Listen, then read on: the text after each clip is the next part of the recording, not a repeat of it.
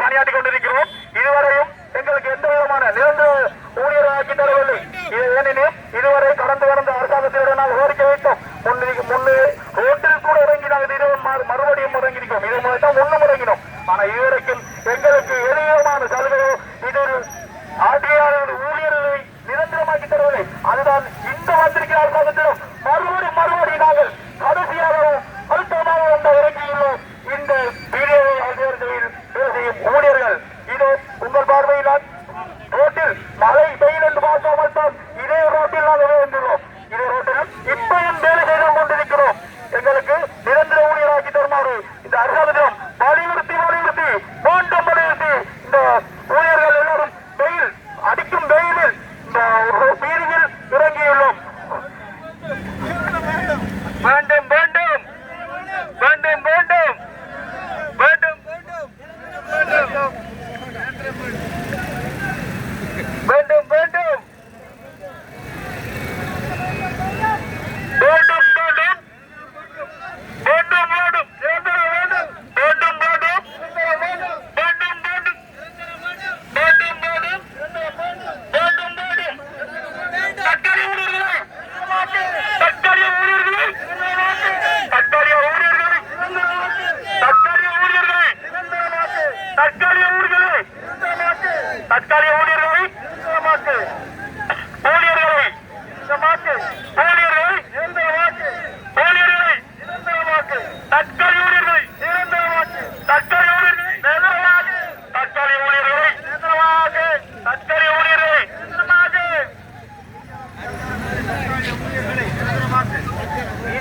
அதிகார சபையின் தற்காலிக ஊழியர்களை நிரந்தரமாக்க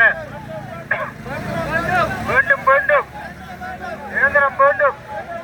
நீதி அபிவிருத்தி அதிகார சபையில் 8 வருடமாக கடமை புரிகின்ற தற்காலிக ஊழியர்களை இந்த நல்லாட்சி அரசாங்கம் நாங்கள் கேட்கின்ற கோரிக்கைகளை நிவர்த்தி செய்ய வேண்டும். 8 வருடமாக கடமை செய்கின்ற இந்த ஊழியர்களை நிரந்தரமாக்க வேண்டும் என்று இந்த அரசாங்கத்திடம் நாங்கள் வேண்டுகோள் விடுத்து நிற்கின்றோம். வீதியில் நாங்கள்